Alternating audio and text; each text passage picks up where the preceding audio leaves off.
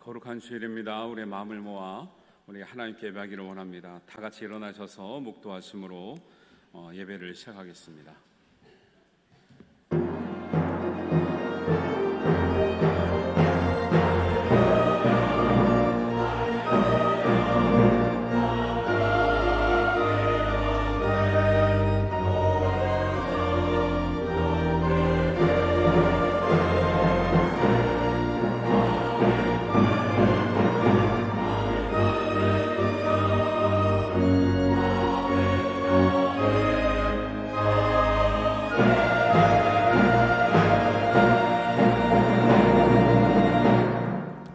하나님이여 내게 은혜를 베푸소서. 내게 은혜를 베푸소서. 내 영혼이 주께로 피하되 주의 날개 그늘 아래서 이 재앙들이 지나가기까지 피하리이다. 내가 지존하신 하나님께 부르짖으며 곧 나를 위하여 모든 것을 이루시는 하나님께로다. 아멘.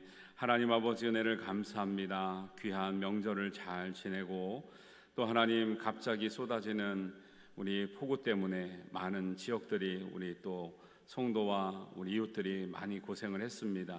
또 피해를 입은 우리 가족들도 있을 줄 압니다. 하나님께서 우리가 돕고 위로하며 서로 격려하는 마음들을 통해서 빨리 회복이 되게 하시고 또 속히 우리의 마음과 믿음이 회복되어서 하나님께 온전히 예배할 수 있는 우리 모든 식구 되게 하여 주옵소서. 어려움을 당할 때에 하나님의 은혜를 구합니다. 하나님께 부르짖습니다. 우리를 위하여 모든 것을 이루시는 하나님께서 우리에게 한량없는 은혜를 베풀어 주옵소서. 예배 가운데 임재하여 주셔서 우리의 마음을 푸근하게 하시며 우리 마음에 주님의 마음처럼 변화되는 귀한 은혜를 허락하여 주시옵소서. 감사드리오며 예수님의 이름으로 기도하옵나이다. 아멘. 우리 찬송가 8장 함께 하시겠습니다.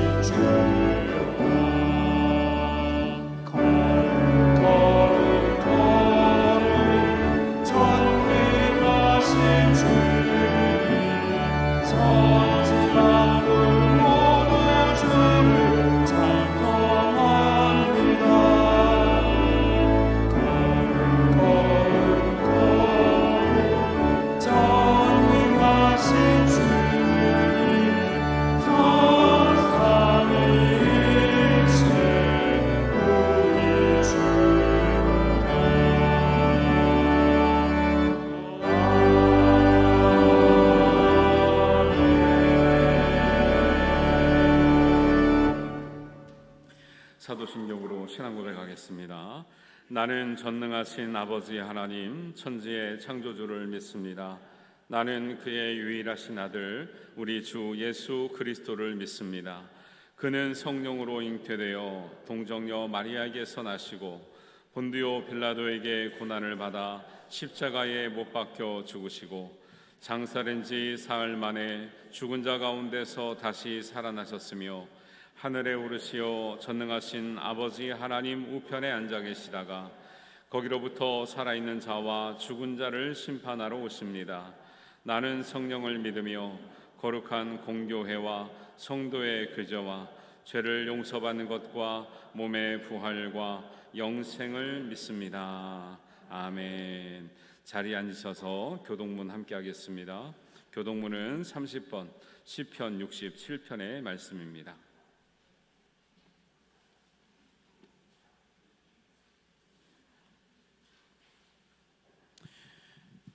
성시교동문 30번 시편 67편 말씀을 교독하겠습니다.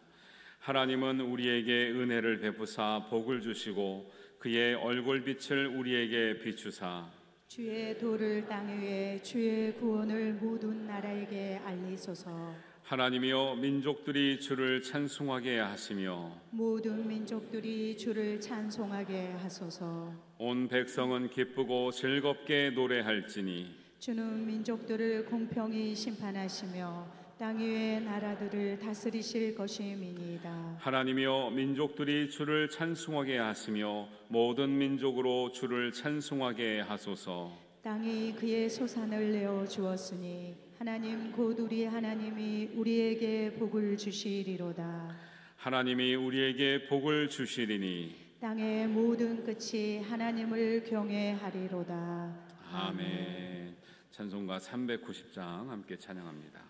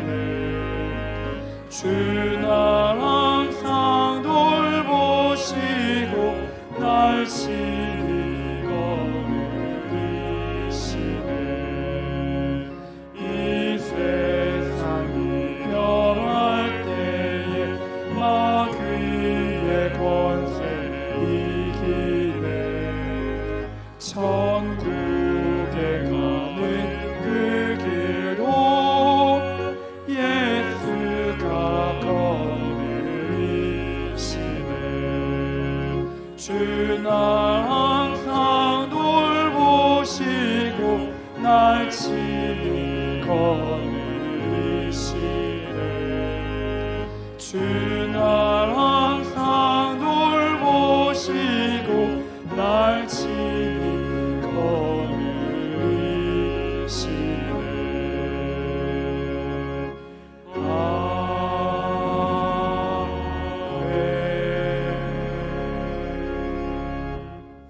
예배를 위해서 김동수 장로님께서 기도하시겠습니다.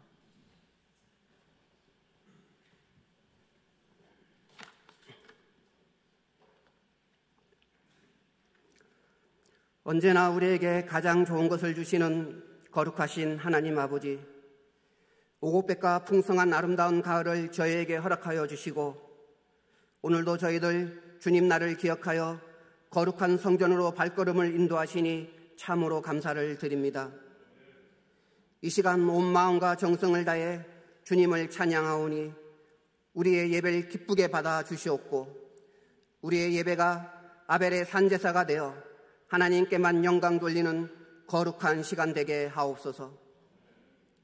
이 시간 저희들이 거짓과 교만을 십자가의 보혈로 깨뜨려 주시고 오늘 말씀 앞에 겸손히 무릎 꿇을 때에 우리의 영안이 열리고 강팍하고 굳어진 마음이 녹아져서 온전히 주님을 만나 주님 사랑으로 변화되고 거듭나는 은혜의 시간 되게 하여 주시옵소서.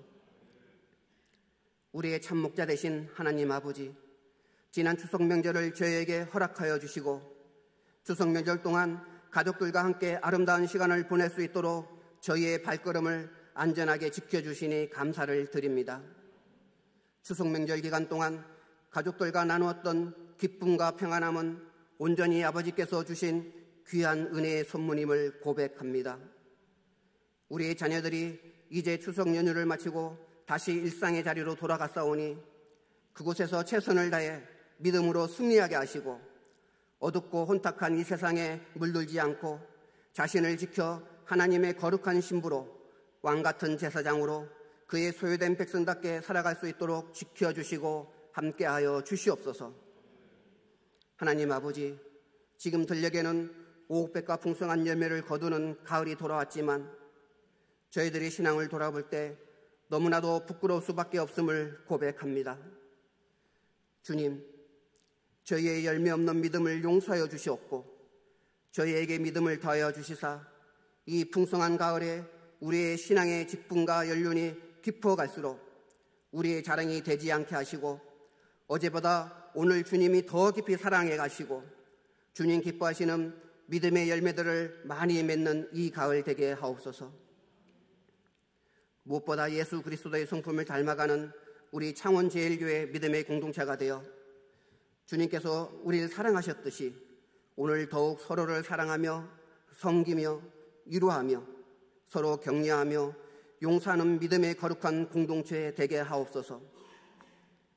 너희는 세상의 빛과 소금이라 하신 말씀처럼 우리 교회가 지역사회에 주님의 사랑과 복음을 전하는 구원의 방주가 되게 하시고 예배 때마다 성도들의 입술에서 찬양과 기도가 멈추지 않는 교회 되게 하여 주시옵소서. 연약한 저희들 주의 제자로 온전히 서게 하시어 우리를 통해 하나님의 나라와 십자가의 사랑이 이웃에게 온전히 증거되게 하옵소서. 이 시간도 여러 가지 어려운 상황과 질병으로 고통받는 성도들 기억하여 주시고 환난 날에 주님께 부르짖는 간절한 기도와 간구에 귀 기울여 주시사 치유받고 회복되는 역사가 있게 하여 주시옵소서. 또 어제 창원 지역의 많은 비로 인해 많은 사람들이 피해를 당했습니다. 피해를 당한 저들을 주님 위로하여 주시옵고 하루속히 피해가 복구되어 저들이 일상의 삶으로 돌아가게 하시며 우리는 자연재해 앞에서 한없이 연약한 자아임을 깨닫고 창조주 하나님 앞에 더욱 겸손하고 겸허한 마음으로 주를 의지하며 살아가게 하옵소서. 다음 세대 우리 아이들이 하나님의 사랑 안에서 꿈과 비전을 키우며 경건한 믿음의 자녀들로 자라나게 하옵소서. 여름 행사 때 받은 그 은혜가 계속 이어져 각 교육부서마다 부흥의 불길이 다시 타오르게 하옵소서. 일본 고베 지역으로 단기 선교를 떠난 황지윤 청년을 붙들어 주시사 우상으로 가득 찬 그 땅에 주의 사랑과 복음을 전하며 그 선교의 시간들이 주님과의 깊은 만남과 은혜의 시간들이 되게 하셔서 선교를 마치고 돌아올 때까지 안전과 건강을 지켜 보하여 주시옵소서. 이 시간 저희들 말씀을 듣습니다. 오늘도 단위에 세우신 김덕주 담임 목사님께 성령의 두루마리를 입혀주시고 생명의 말씀이 선포될 때 우리의 강박한 마음이 옥토의 마음으로 변화되어 30배, 60배, 100배의 결실이 맺혀지게 하시고 세상을 넉넉히 이기며 승리하게 하옵소서. 이 시간 새 노래로 올려드리는 찬양대의 찬양을 기쁘게 흠양하여 주시고 오늘도 예배를 통해 우리가 구원받는 존귀한 자녀임을 깨닫게 하시고 그 은혜에 감사하여 주님께서 주신 귀한 직분에 작은 일에 충성을 다하는 일꾼들을 수고와 헌신 기억하여 주시사 세상에서 맛볼 수 없고 누릴 수 없는 주님의 풍성한 은혜를 경험하는 시간들 되게 하여 주시옵소서. 예배의 시작과 끝은 온전히 성령님께서 주장하여 주시기 원하오며 이 모든 말씀 우리의 참 소망과 생명 되신 우리 주 예수 그리스도 이름으로 간절히 기도드리옵나이다. 아멘. 하늘에 계신 우리 아버지, 아버지의 이름을 거룩하게 하시며 아버지의 나라가 오게 하시며 아버지의 뜻이 하늘에서와 같이 땅에서도 이루어지게 하소서. 오늘 우리에게 일용할 양식을 주시고 우리가 우리에게 잘못한 사람을 용서하여 준 것 같이 우리 죄를 용서하여 주시고 우리를 시험에 빠지지 않게 하시고 악에서 구하소서. 나라와 권능과 영광이 영원히 아버지의 것입니다. 아멘.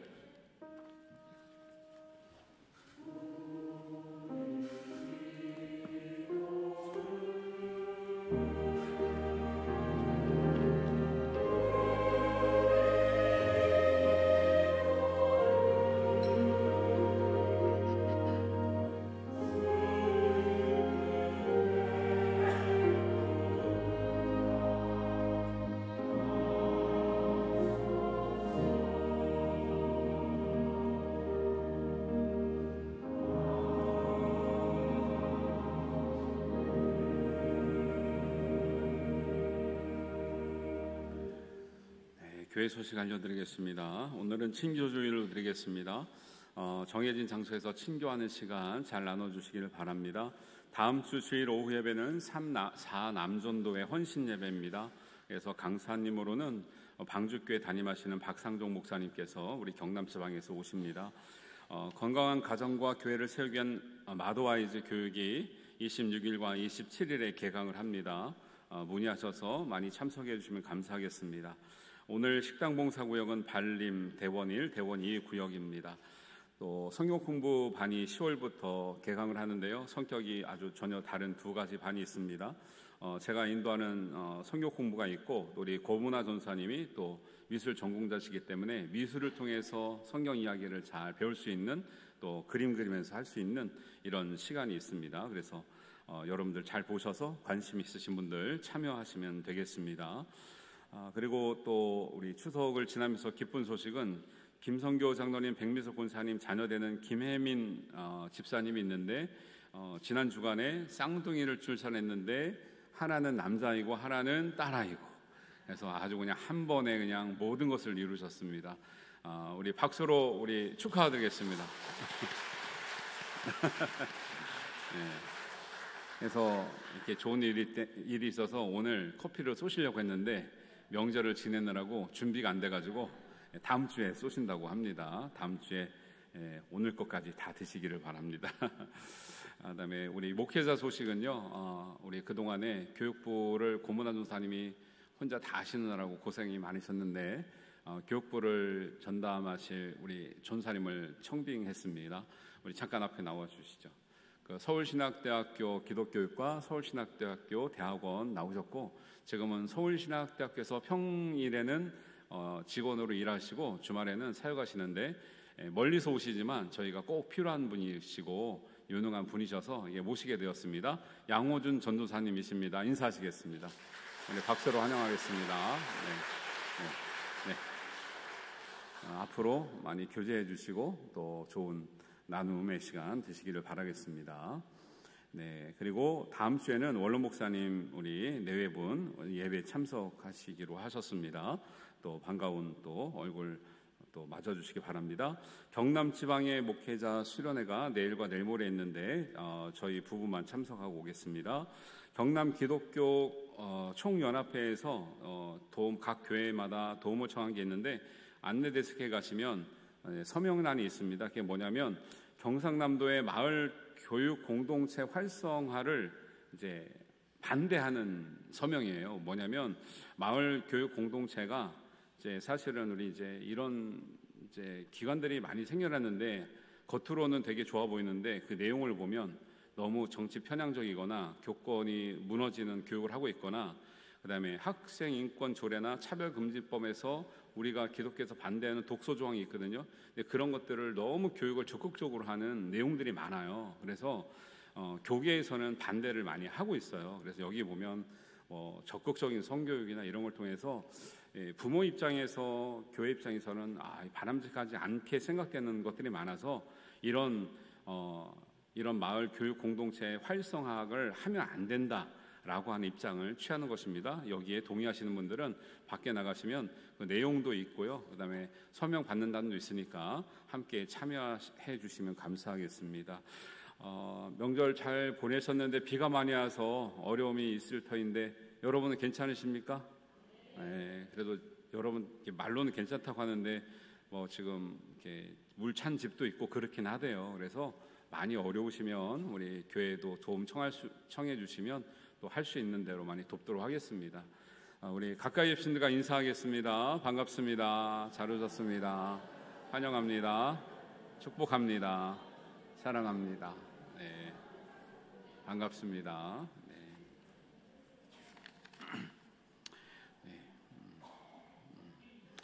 네. 어제 제가 전사님 초행길이라 이제 기차역으로 나갔거든요. 1시간 반 기다리다 다시 돌아왔어요. 기차가 2시간 반인가가 연착이 돼가지고요. 오늘 이제 우리 성가대에서나 우리 성도님들도 기차 타고 오시는 분들이 굉장히 어려움을 많이 겪었다고. 요 창원중앙역 바로 전역에서 2시간을 서 있었다 그러더라고요. 네, 그래가지고 어제 제가 마중 나갔다가 마중을 못하고 돌아오는 이제 일도 있었는데 그만큼 지금 비가 경남 지역에 이쪽 밑으로 너무 많이 와가지고 힘든 상황이 있습니다. 어려운 일들이 있으면 잘 도와주시고 또 우리 성도님들의 어려운 당원이 있으면 또 잘 전달해 주시기를 바라겠습니다. 오늘 우리에게 주시는 하나님 말씀 함께 보겠습니다. 시편 23편 1절에서 3절 말씀입니다.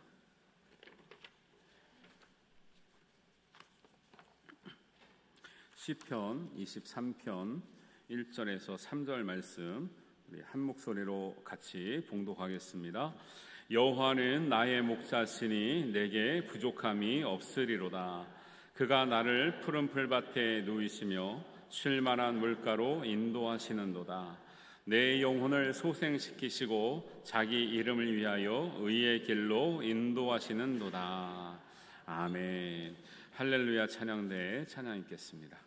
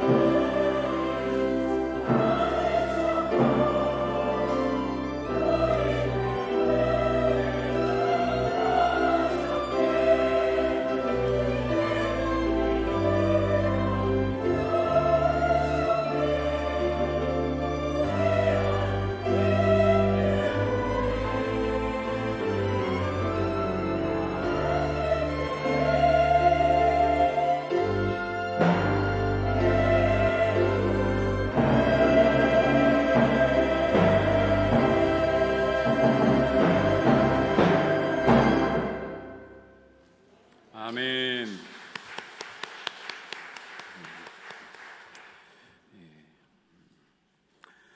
교회를 다니는 사람은 귀한 성경 말씀, 은혜되는 성경 말씀을 좋아해서 연말에 뽑은 말씀이라든가 평소에 자기가 은혜 받는 말씀을 간직하기도 하죠.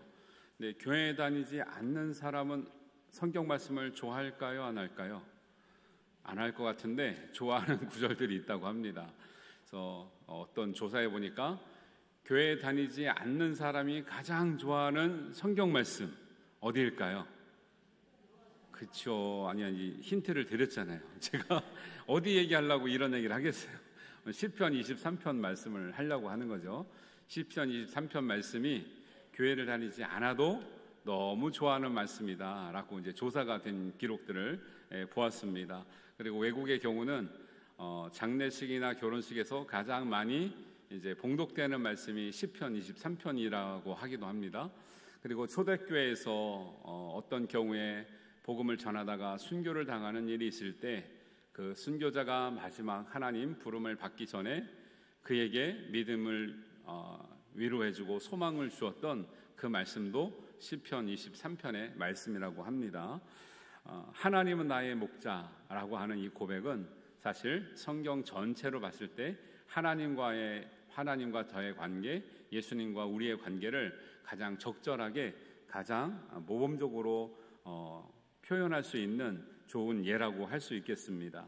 그래서 오늘 말씀처럼 살아계신 하나님께서 여러분과 저의 목자 되어주시고 항상 우리 쉴만한 물가로 푸른 초장으로 인도할 수 있는 은혜가 여러분 누리실 수 있는 축복이 함께 하시기를 주님의 이름으로 축원합니다. 우리 1절을 한번 같이 보겠습니다. 여호와는 나의 목자시니 내게 부족함이 없으리로다. 이것은 누구의 고백이죠? 그 23편 위에 보면 다윗의 시라고 이렇게 적혀 있습니다. 다윗은 왜 다른 고백도 많은데 하나님은 여호와는 나의 목자라고 고백했을까요?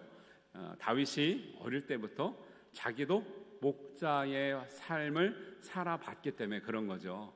목자의 삶이라는 것이 무엇입니까? 목자가 가지고 있는 양에 대한 책임감을 알고 있는 거죠. 그리고 양들이 얼마나 목자가 절실하게 필요한가를 알고 있는 거죠.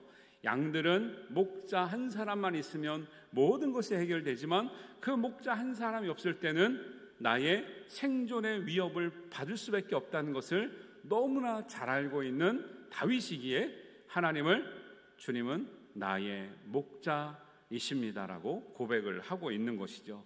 얼마나 좋은 말씀입니까? 우리 이제 큰 그림에 봐도 푸른 초장 위에 아주 그냥 보기에 좋은 양들이 예수님 옆에 이렇게 있는 장면, 아니면 쉬고 있는 장면을 많이 보는데, 저는 그 그림과 함께 이 말씀을 보면서 과연 우리가 하나님이 우리의 목자 되시는데 우리가 그 은혜를 누릴 수 있는 준비가 되어 있는가를 생각해 보게 되었습니다. 이 시편의 말씀이 우리의 삶에 적용이 되려면 우리가 이 질문을 스스로에게 해봐야 됩니다. 그 무엇이냐면, 하나님을 나의 목자로 인정하고 있는가라는 질문입니다. 당연한 것 같지만 진지하게 고민을 해봐야 됩니다. 하나님은 저와 여러분의 목자이십니까? 그 다음에 질문이 있습니다. 그러면 나는 주님의 양입니까? 진짜요? 양같이 않아 보이는데요? 이 질문이 당연한 것 같으나 정말 하나님을 나의 목자로 인정하는 것과 내가 주님의 양됨이 정말로 인정되지 않으면 목자가 양에게 베풀 은혜, 양이 목자에게서 받아야 될 은혜를 온전히 받을 수 없다는 것도 우리가 알아야 된다는 것이죠. 그래서 여러분 생각을 해보세요. 목자는요, 양에게 목자입니다. 염소에게 목자 아니에요. 염소는 왜 몰고 다니지 않죠? 안 몰려요. 염소들은 따라오질 않아요. 늑대에게 목자가 필요합니까? 아니죠. 목자가 물려 죽을 수도 있는 거죠. 염소와 늑대에게는 목자가 될 수도 없고, 목자라고 부른다고 해서 그들이 양의 대우를 받을 수 있는 게 아닌 것이죠. 여러분, 그래서 우리는 우리 스스로에게 물어봐야 됩니다. 정말 하나님이 나의 목자 되시는지, 나는 주님의 양이 되어 있는지. 이것이 기본 전제가 이루어져야 하나님은 나의 목자 되시고 나는 주의 양으로서 주님이 인도하시는 그 길까지 함께 갈 수 있는 존재가 되는 줄 믿습니다. 그래서 우리는 이 말씀을 보면서 내 신앙이, 내 삶의 정체성이 정말 양의 정체성을 가지고 있는가를 우리가 생각해 봐야 되는 거죠. 양의 정체성을 생각해 보겠습니다. 양은 어떤 존재입니까? 목자의 음성을 분별하기도 하고 내 목자의 음성을 따라가는 사람이라는 거예요.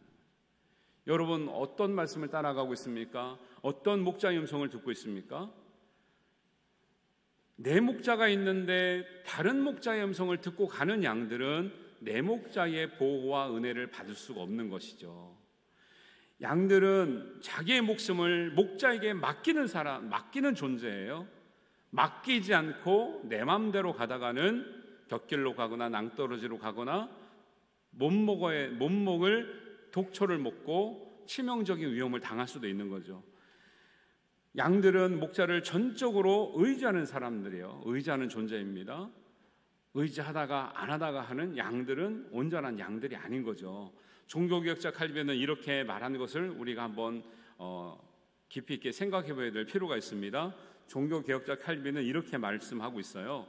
오직 주님의 양우리에 머물며 목자의 인도를 기다리는 양만이 주님의 양이 될 수 있다라고 얘기하고 있는 거죠.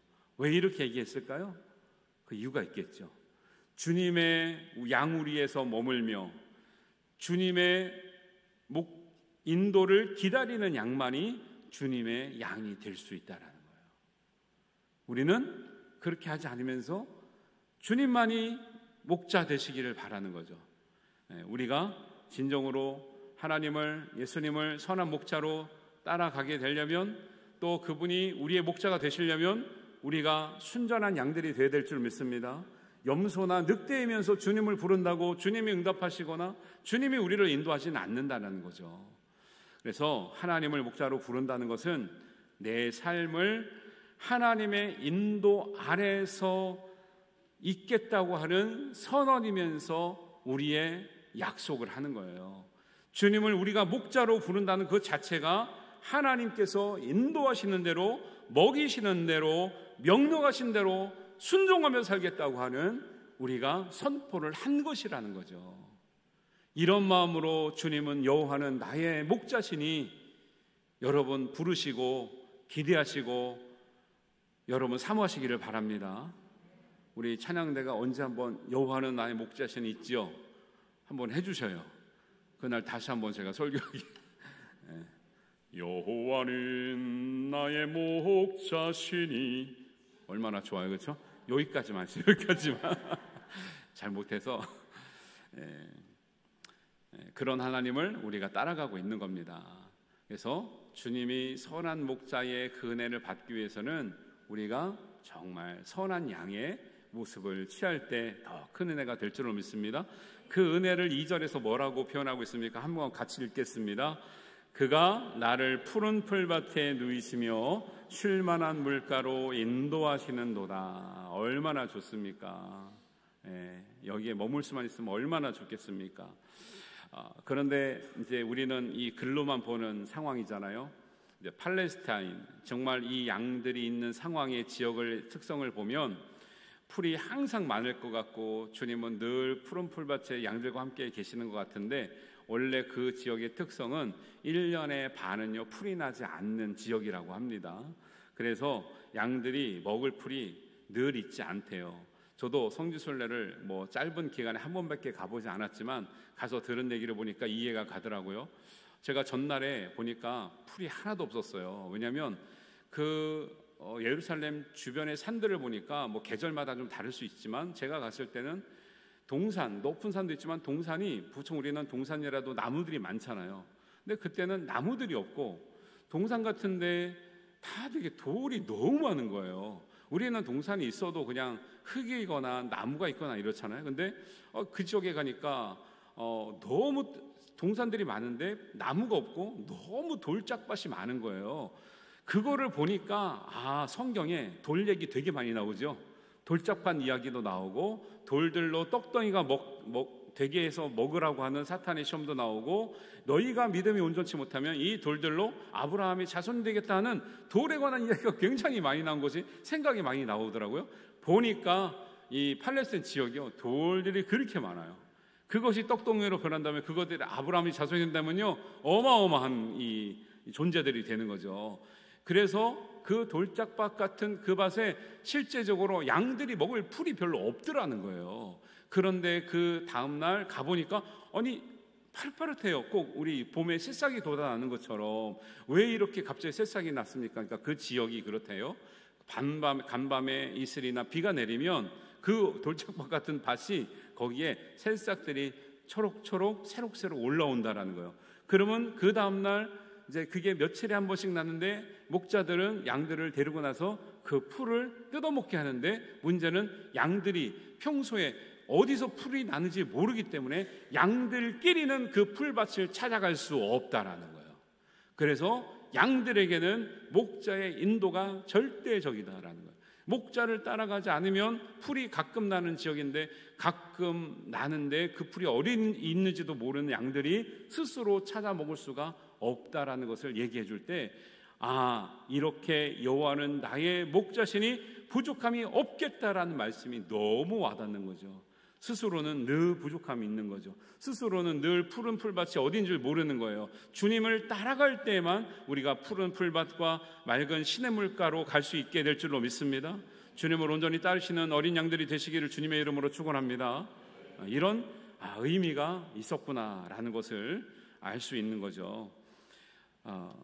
사람들이 우리가 이런 풀밭에 누이기를 원하고요. 이런 시냇가에 있기를 원해요. 선한 목자를 만나기를 원해요.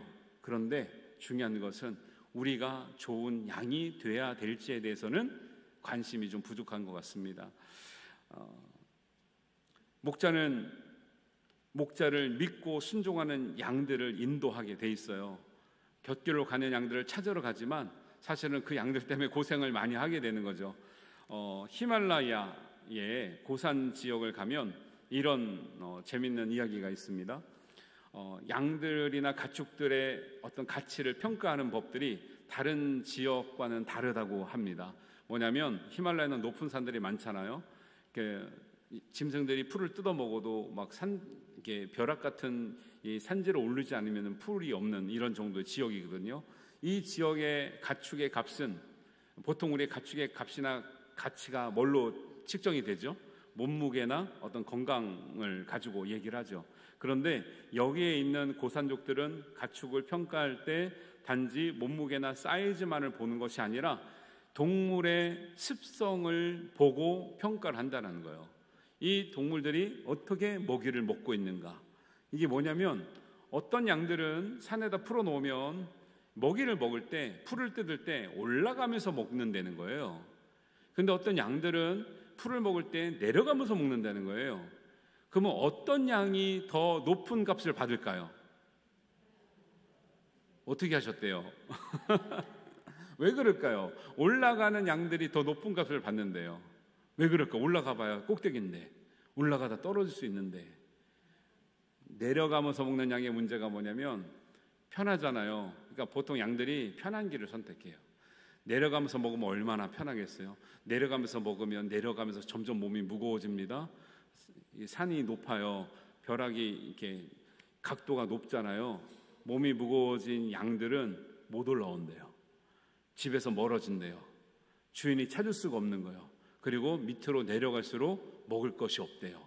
못 올라와서 먹을 것이 없거나 길을 잃어버리거나 이런 양들은 사나봐야 주인을 떠나서 찾지 못할 때 가서 잃어버릴 가능성이 높기 때문에 이런 양들을 좋은 값을 쳐주지 않는다는 거예요.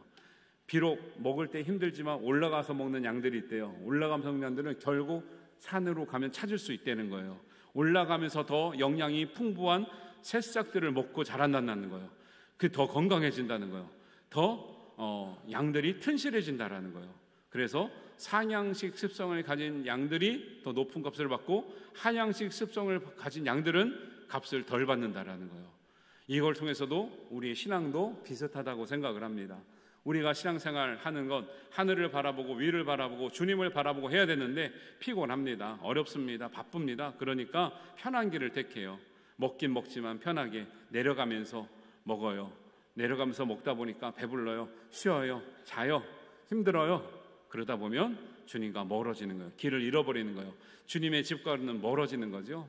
우리의 습관도 그렇다고 생각합니다. 여러분, 신앙생활 하는 것이 때로는 피곤하고 힘들고 시간이 부족할지라도 여러분 주님을 바라보며 올라가는 신앙생활 하기를 바랍니다. 예수님의 장성한 분량에 이르는 신앙생활 하시기를 바랍니다. 그러려면 시간도 쪼개야 되고요. 우리 잠도 때로는 줄여야 되고 우리가 쓰는 것도 좀 줄여야 되고 봉사도 해야 되고 피곤하지만 섬기기도 해야 되고 그렇습니다. 그러는 삶 가운데 하나님의 은혜를 받는 것, 그러다가 하나님께서 공급하시는 정말 푸른 초장에 가끔씩 누이는 것, 이것이 가장 큰 은혜인 줄 믿습니다. 이런 것들을 우리가 생각하고 있어야 된다라는 것이에요. 근데 저는 여기에 푸른 초장과 쉴 만한 물가에만 머물기를 원하지 않아요. 그거는 저의 말씀이 아니고요. 여러분 2절, 3절을 한번 비교하면서 보시길 바랍니다. 2절에는 푸른 풀밭이 나오고 쉴만한 물가로 인도하시는 은혜가 있습니다. 3절에서는 내 영혼을 소생시키시고 자기 이름을 위하여 의의 길로 인도하시는 은혜가 있습니다. 두 개 다 인도하신다고 하는 말씀이에요. 그럼 무엇이 다를까요? 어떤 차이가 날까요? 우리의 기존의 생각과는 무엇이 달라서 제가 말씀을 더 강조하는 것일까요? 둘 다 인도한다고 나오시죠? 그런데 목자 되시는 하나님은 양들을 인도하실 때 푸른 풀밭, 쉴 만한 물가가 최종 목적지가 아니라는 거예요. 우리는 어디에 머물고 싶죠? 우리는 푸른 풀밭, 쉴 만한 물가가 최종 목적지였으면 좋겠죠. 거기서 영원히 머물고 싶죠. 그런데 목자이신 하나님은 거기를 최종 목적지라고 하지 않으시고 푸른 풀밭 쉴 만한 물가에 있는 양들의 영혼을 소생시키시고 그들을 하나님의 이름을 위하여 의의 길로 또 인도하신다라는 이 차이를 아시겠어요?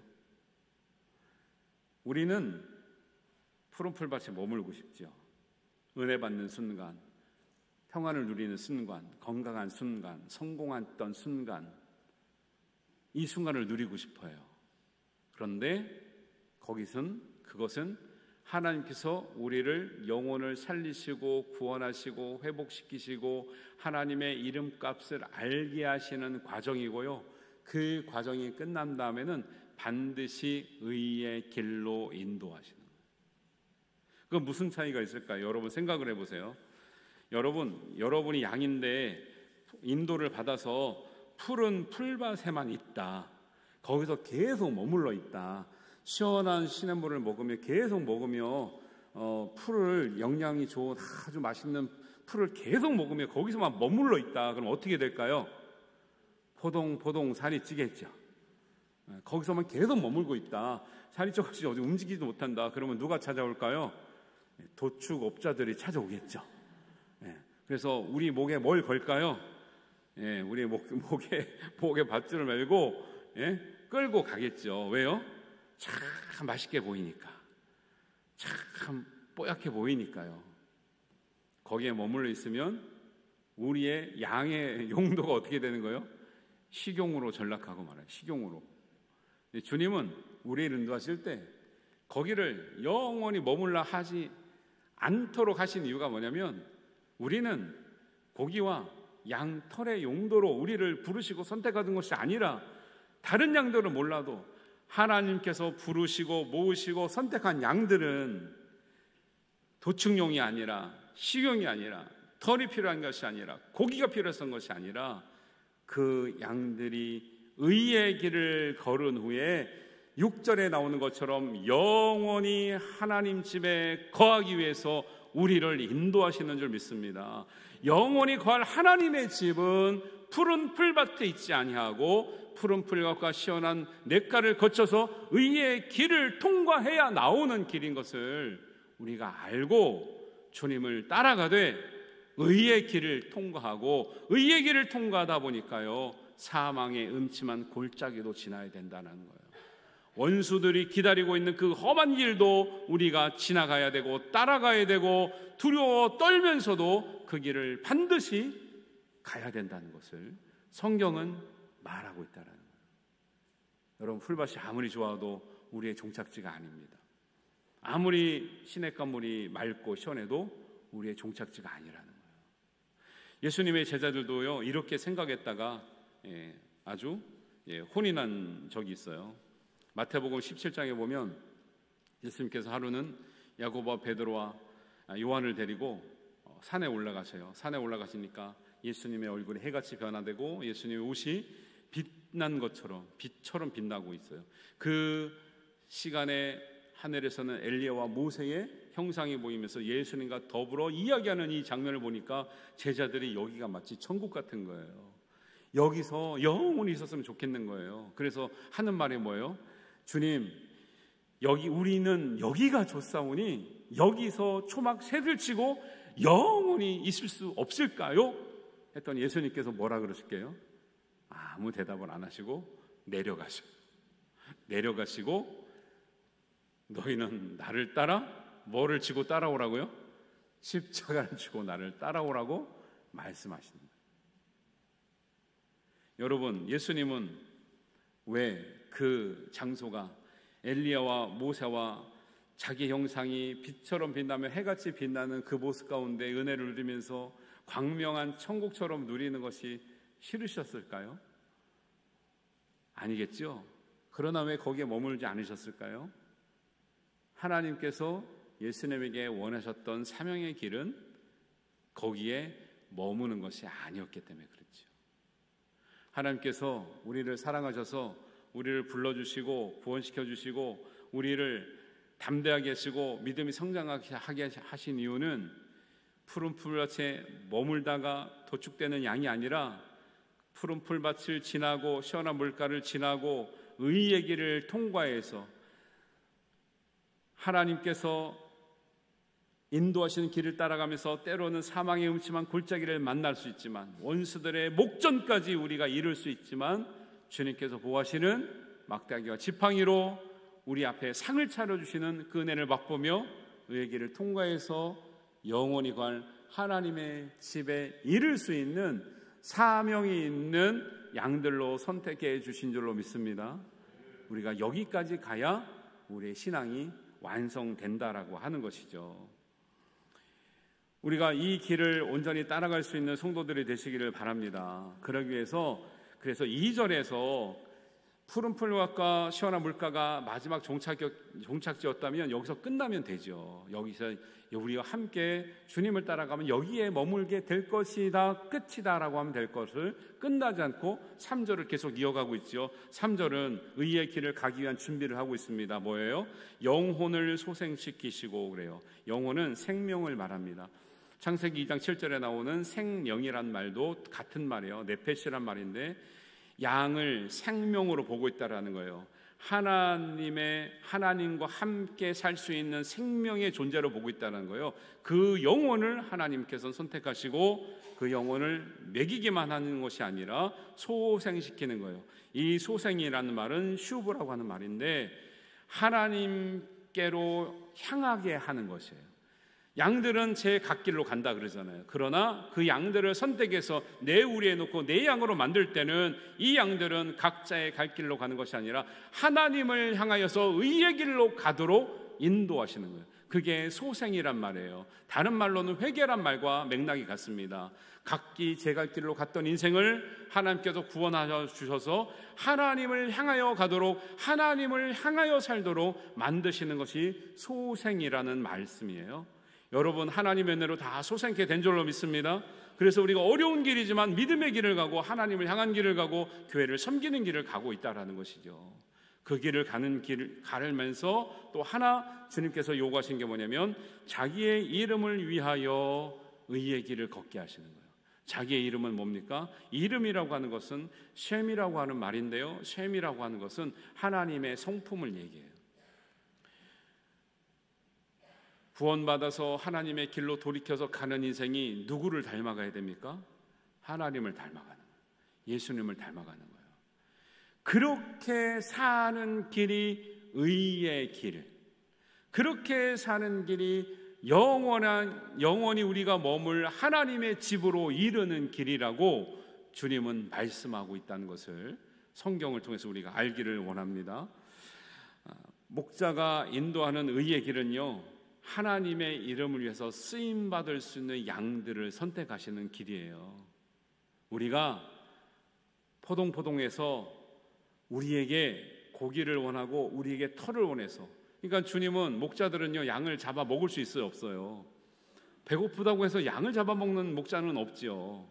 그렇기 때문에 결국 목자는 우리를 잘 키워서 털과 고기를 원하는 게 아니었고 그 양들이 정말 영원히 쉴 수 있는 푸른 풀밭, 영원히 마실 수 있는 생명의 말씀을 먹도록 하나님의 집에 이르게 하도록 보호하시면서 싸우면서 양들이 좀 상처가 나더라도 양들의 털이 좀 뜯기더라도 그 길을 함께 가자고 권면하시는 은혜가 하나님께서 우리에게 목자 되신다는 그런 말씀인 줄을 우리가 알아야 될 줄로 믿습니다. 이런 말씀을 우리에게 주시고 있는 거죠. 우리가 단지 평안한 풀밭에 누워 있는 것은 하나님의 이름과 어울리는 성품이 아니에요. 하나님의 이름, 예수님의 이름에는요 하나님의 모든 거룩함이 담겨져 있거든요. 하나님의 의를 향한 모험이 담겨져 있어요. 헌신이 담겨져 있어요. 희생이 담겨져 있습니다. 성령의 열매들이 담겨져 있습니다. 하나님은 양과 같은 우리를 하나님의 성품에 합당한 수준으로 살기를 원하시는 줄 믿습니다. 그래서 양과 떨어지지 않고 끝까지 동행하시는 거예요. 그냥 단지 우리를 고깃덩어리로 그냥 털이 필요했다면 2절에서 끝날 수도 있는 거예요. 우리는 주님을 따라가는 어린 양들은요 거기에 머물라고 따라가는 게 아니에요. 여러분, 우리 인생이 푸른 풀밭과 쉴만한 물가를 경험할 수도 있지만 때로는 그 풀밭과 물가를 지나서 사망의 음침한 골짜기를 갈 때도 있는데 그때도 주님은 목자는 우리와 함께 계신다는 걸 잊지 마시길 바라요. 때로는 양들이 놀랄 때가 있대요. 앞에 있던 목자가 없어진 거예요. 그때는 위기 상황입니다. 목자들이 앞에서 인도하다가 이상한 소리를 들어요. 짐승의 소리를 들어요. 그러면 목자가 뒤로 재빠르게 간대요. 왜요? 짐승들이 오면요, 어디서부터 물고 갈까요? 뒤에서부터 물고 가요. 왜? 등 뒤에서 물고 가거든요. 그래서 우는 사자와 사탄 마귀가 우는 사자와 같이 먹을 것을 찾으러, 삼킬 것을 찾으러 돌아다니는 말들이 뒤를 물어요. 뒤를. 맨 끝에 따라오는 양들을 먼저 물고 가요. 그래서 이상한 소리를 들으면 목자가 순식간에 뒤를 가서 딱 커버를 하는 거예요. 근데 양들은 뭐예요? 우리의 목자가 없어졌나 봐. 아니에요. 여러분의 뒤를 지키고 있는 우리 예수님인 줄 믿으시기 바랍니다. 예수님을 보지 못해도 주님은 우리가 위험하기 때문에 우리의 뒤를 지켜주시는 은혜가 있어요. 그래서 우리가 뭉쳐 있어요. 양들은 뭉쳐 다니잖아요. 떨어져 있으면 물려갑니다. 하나님이 우리의 목자가 되시기를 원하십니까? 그러면 우리가 정말 주님을 전적으로 의지하고 예수님 말씀을 전적으로 분별할 수 있는 양이 되어야 될 줄로 믿습니다. 이것이 없으면 순식간에 물려가는 거죠. 염소나 늑대는 주님을 절대 목자라고 부르지도 않아요. 불러도 그들은 양이 될 수가 없습니다. 목자이신 하나님이기 때문에 자기 양을 지키십니다. 자기 양을 먹이십니다. 자기 양을 위해서 싸워주셔요. 자기 양을 위해서 목숨을 내던지시는 거예요. 우리가 믿는 주님은 그런 주님이시고 그런 하나님을 따라가기 때문에 음침한 골짜기도 기꺼이 갈 수 있을 줄 믿습니다. 우리 인생이 때로는 그런 험난한 길을 경험하시고 있다면 그 길에 함께 하신 여호와 하나님, 여호와는 나의 목자이시니 내게 부족함이 없으리로다 라는 것을 고백하시고 동행하시기를 바랍니다. 선한 목자의 음성을 듣고 선한 목자의 인도를 받아 의의 길을 통과하고 사망의 음침한 길을 통과하여 마침내 내가 여호와의 집에 영원히 거하리로다 라고 고백할 수 있는 데까지 이룰 수 있게 되기를 바랍니다. 그것이 온전히 예수님을 따라가는 양들의 믿음이고 양들의 삶이 될 줄로 믿습니다. 하나님의 이름, 하나님의 성품에 어울리는 삶으로 하나님께 영광이 되는 우리 모든 성도님이 되시기를 주님의 이름으로 축원합니다. 우리 한 마음으로 기도합니다. 우리 기도할 때 정말 우리는 목자가 필요한데 선한 목자를 원하면서도 우리는 온전한 양들이 되기에 왜 힘쓰지 못했는지 깨닫지 못했는지를 돌아보면서 하나님, 우리가 앞으로 더 선한 목자의 마음에 합당한 온전한 어린 양들이 되겠습니다. 주님의 음성을 분별하고 주님의 음성을 전적으로 들으며 전적으로 우리의 삶을 주님께 맡기며 주님이 원하시는 대로, 주님께서 먹이시는 대로, 주님께서 말씀하신 대로, 인도하시는 대로 험한 골짜기라도 원수가 기다리는 그런 어두운 길일지라도 주님을 따라가겠습니다. 온전히 주님을 따라 영원한 하나님의 집에 이르는 우리의 믿음이 되겠습니다 하는 마음으로 우리 결단하며 우리가 묵상하며 우리 함께 기도하겠습니다. 하나님 아버지, 우리를 인도하시니 감사합니다.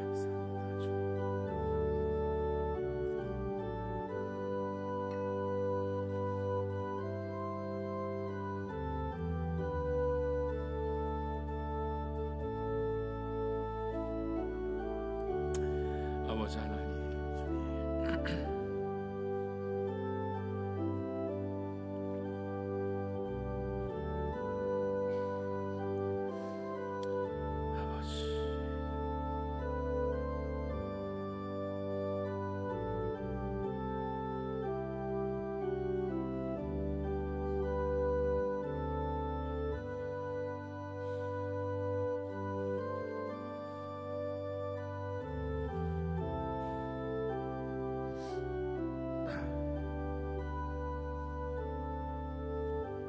하나님 아버지, 하나님께서 우리의 목자 되시길 원하면서 우리가 주님의 온전한 어린 양이 되기를 우리가 바라고 또 소망하고 깨닫지 못함을 용서하여 주옵소서. 우리가 주님을 온전히 믿고 따를 수 있는 정말 주님의 이름에 걸맞는 양들이 되게 하시고, 주님과 함께 우리의 험난한 골짜기일지라도 주님과 동행하며 끝까지 승리하는 우리의 모든 믿음 되게 하여 주옵소서. 주님께서 동행하시며 우리를 지키실 줄 믿사옵고 예수님의 이름으로 기도하옵나이다. 아멘. 우리 다 같이 일어나셔서 찬송하시면서 봉헌하시겠습니다.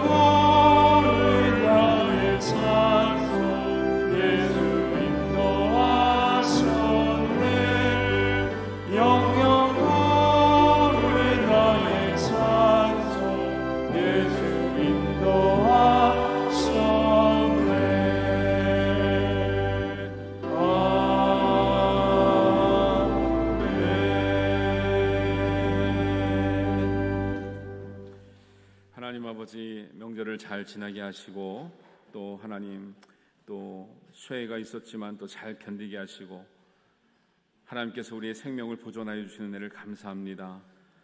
때로는 수해를 당해서 슬픈 마음이 있고 낙심한 마음이 있지만 주님 위로하여 주시고, 우리가 협력하여서 그 어려움을 잘 이겨낼 수 있는 하나된 우리의 믿음의 형제 자매들 되게 하여 주옵소서. 그런 우리의 즐거움과 어려움 가운데서도 우리가 주님을 향한 마음, 주님의 선한 목자를 따르는 마음, 순종하는 마음으로 주님께서 약속하신 은혜를 우리가 하나님 앞에 보답하는 마음으로 여러 가지 예물을 올려드립니다. 우리의 마음과 뜻과 정성과 우리의 생명을 함께 올려드리며, 우리의 감사와 우리의 눈물과 또 우리의 때로는 아픈 마음과 상처와 우리의 죄의 또 회개를 하나님 앞에 값으로 올려드립니다.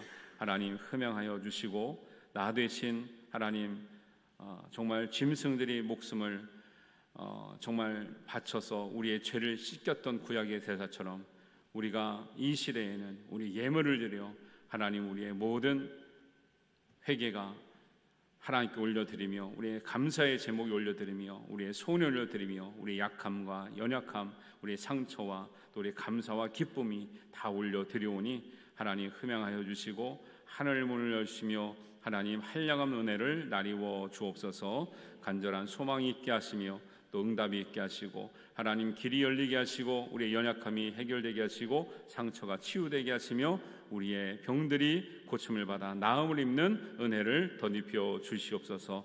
어려운 가운데, 절실한 가운데 하나님 것을 구별하여 드렸사오니 시물죄물로 감사헌금으로 주일헌금으로 일천번제헌금으로 구제헌금으로 선교헌금으로 전도헌금으로 특별전경금으로 목적헌금으로 생일감사헌금으로 드렸사오니 하나님 우리 성도들의 삶을 기억하여 주셔서 가정에는 평안이요 우리 일터에는 하나님 정말 풍성한 은혜요 우리 자녀들에게는 정말 믿음의 길이요 의의 길이요 거룩한 길로 세상에서 빛과 소금이 되도록 하나님 인도하시고 인정하여 주시고 쓰임받게 하여 주시옵소서. 선한 목자 되시는 주님을 영원히 따라가게 하시고 그 은혜를 받아 하나님 주님과 동행하는 은혜가 있게 하여 주시옵소서. 모든 것 감사드리며 우리 주님 예수님의 이름으로 기도하옵나이다.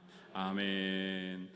이제는 우리 주 예수 그리스도의 은혜와 하나님 아버지의 극진하신 사랑하심과 성령님께서 인도하시며 우리를 동행해 주시는 은혜가 지금 여기 머리 숙인 모든 믿음의 형제 자매들을 위해 연약하고 아버지 하나님 상처 입은 우리의 모든 성도들을 위해 또 하나님께 감사하고 하나님 헌신하는 우리의 모든 형제 자매들을 위해 지금부터 영원까지 함께 하시기를 간절히 축원하옵나이다.